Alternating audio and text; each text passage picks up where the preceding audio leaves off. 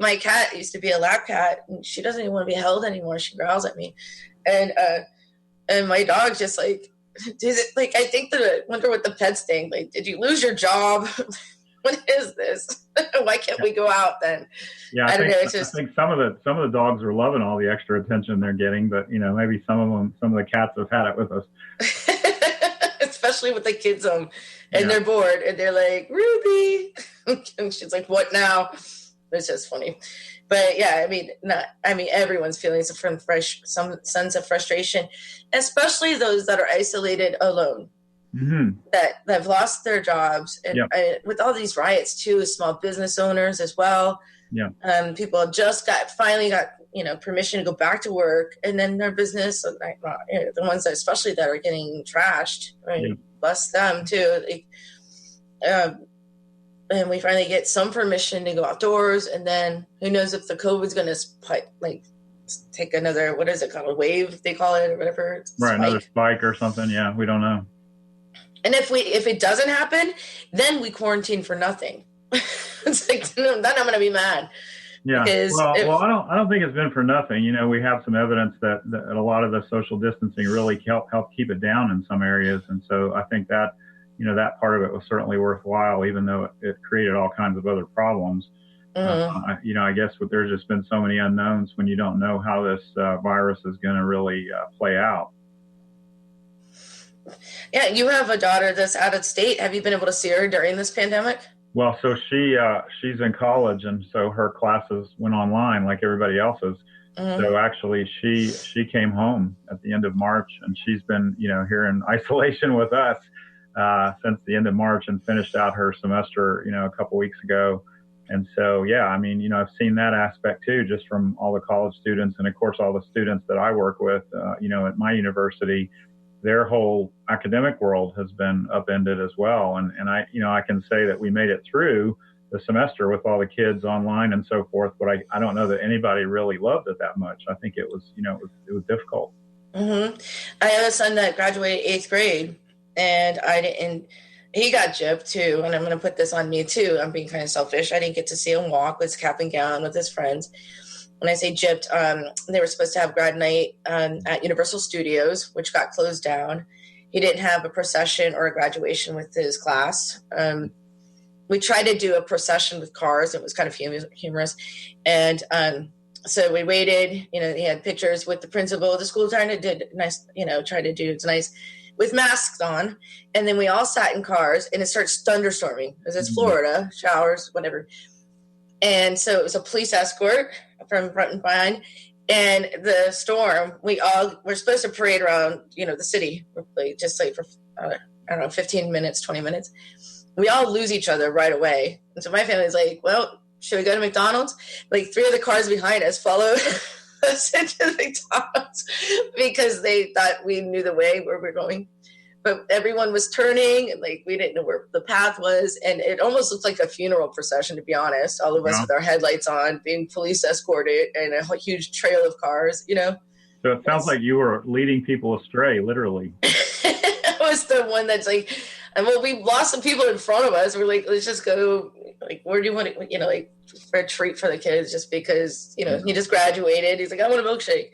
So get him some ice cream, since he got, that was his graduation. And I didn't get to see him walk and whatever and transition. So it feels weird because it's like he graduated, but then now he starts high school, but we don't have that transition. Now I know the purpose of graduations. It's kind of closing one chapter and progressing into another one.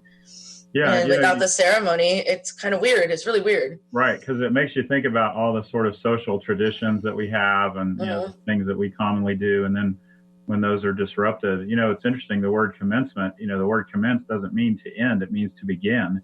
And so commencement is supposed to be like a beginning of the next chapter. So, these kids that are going through this, their next chapter may be a bit different than they thought it was going to be.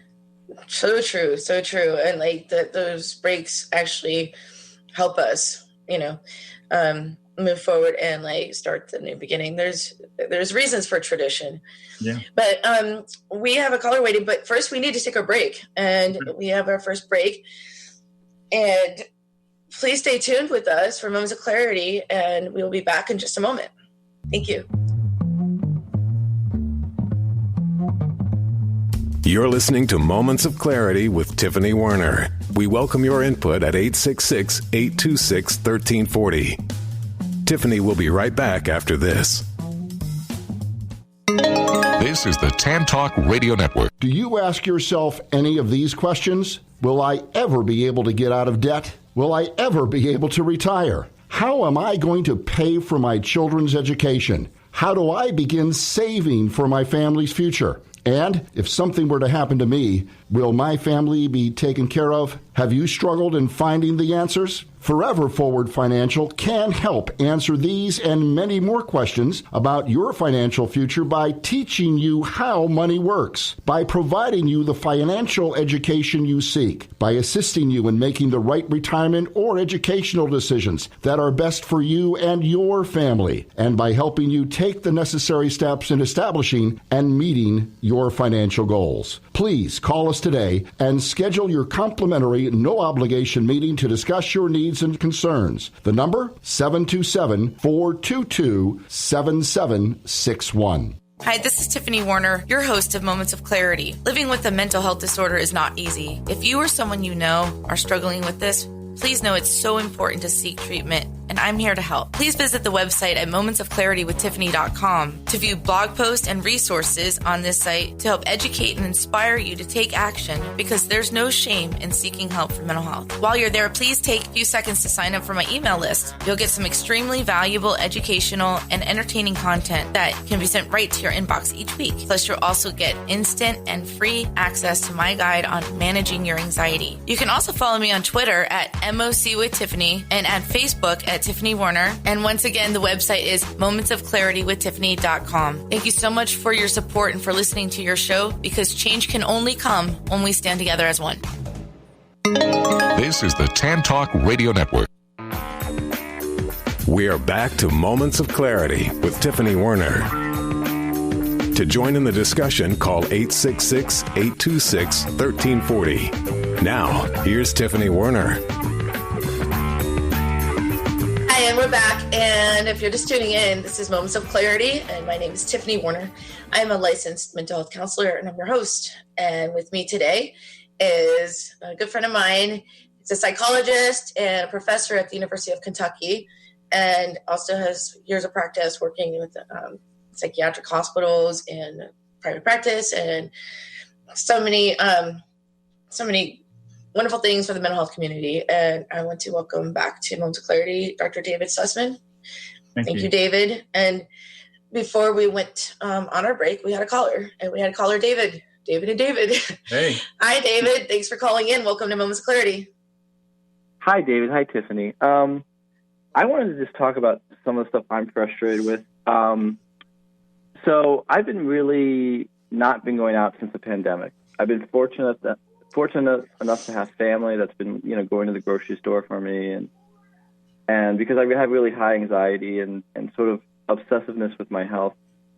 And I finally went to the grocery store like 2 days ago, and I had an anxiety attack at the grocery store. I was wearing a mask, I was wearing gloves, and half the people weren't. So I felt myself getting angry, I felt myself getting anxious, I felt myself hyperventilating, and it was really tough. And it took my whole day out of me, and I just felt people were being irresponsible, and I felt like they weren't protecting me, and that's the most frustrating thing about the pandemic, is not just the virus itself, but it seems as though half the people are not taking it seriously. And as somebody who's already obsessed with his health, that puts a strain on my mental health and physical health as well. Yeah, David, I'm with you on that. I've talked to a lot of people who share common feelings, and I know I've had my own moments of anxiety. I'm not getting out a whole lot either, but I am making it out to the grocery or when I need to run an errand or something, and I observe exactly the same thing that you do, and so you do question.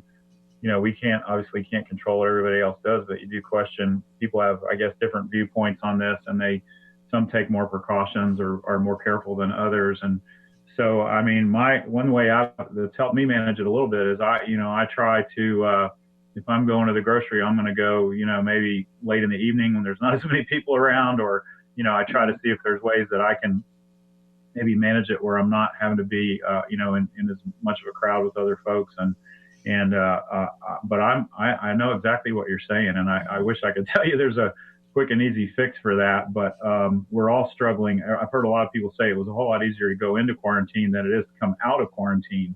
And so, I think that transition, until we get some effective treatments or a vaccine, there's going to continue to be a lot of this anxiety. Well, I have something to add to that. I found some information out from some clients yesterday, actually, that there's a couple things. First of all, I go first thing in the morning because I don't want any of the air polluted. So I try to get there first thing in the morning before like anybody's touched everything. I guess that's helps me if I go, and I go when I go to something like BJ's or Sam's Club, and I spend I stock up so I don't have to go often, But yesterday I also, some of my clients that are having anxiety about going out, there's an app called Instacart, and I just discovered it yesterday, where there's several grocery stores that they will go to for you and drop it out your front door. It's called Instacart. It's an app. You don't have to subscribe to it, and you can pay a delivery fee, but they'll do all your shopping, bring it to your front door. You just have to tip the delivery guy. And then what they do is they leave all the packages outside, leave the paper bags out there, and wipe down whatever packages, bring the insides out. They can leave it outdoors just in case. Because I've been hearing that even a few of the workers from Amazon are testing positive now for corona. So you never know who's touching what and how it's transferred and transmitted. So that's like, if it's causing you anxiety like that, David, then that's an option, just to have it brought to you, like at least some stuff, but. Yeah, I can also, while we're talking about apps, Tiffany, there's another really neat app I've found called the COVID Coach. And it was developed by the Veterans Affairs, Department of Veterans Affairs, but it's really for anybody, not just veterans. But it's got a lot of really neat stress management and self-help kind of tools on there, and kind of ways to take yourself through mindfulness exercises and relaxation, and different ways that you can help manage a lot of this stress and anxiety. And it's a really, really handy app that I've checked out pretty thoroughly. I actually wrote a brief article about it on my website that you're free to check out as well. Mm-hmm. It's called COVID Coach. And a lot of folks that have been trying it have found some benefit to that as well. That's great. But from what our caller David said, I think that's how I feel too, is that we're taking all these precautions and trying to do things responsibly. And then you go out there and there's other people that act like it doesn't exist and put everyone else at risk. And it gets overwhelming, especially for me. I'm high risk with high blood pressure, and my son has a heart defect. So we can't bring it home. You know what I mean? So It might make me a little bit hypervigilant, but I have reason to be, So, So it is what it is. And so it is frustrating to watch others not take it seriously, or at least as a mother, where I don't want my son to catch it, I have every right to be that way. But, to each their own.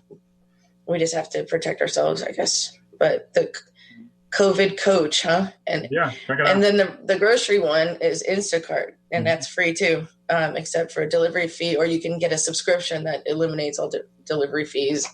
I haven't checked it out myself. I heard about it a long time ago, and before it was like such in high demand. And I guess everybody, since the COVID's not on television all the time because the incident with George Floyd is, people just like, oh, I guess it doesn't exist anymore. It's funny how people are programmed like that. If it's not on the news, not instant breaking news or something, like all of a sudden, a lot of the urgency and panic goes away from a lot of people. Isn't that like kind of curious?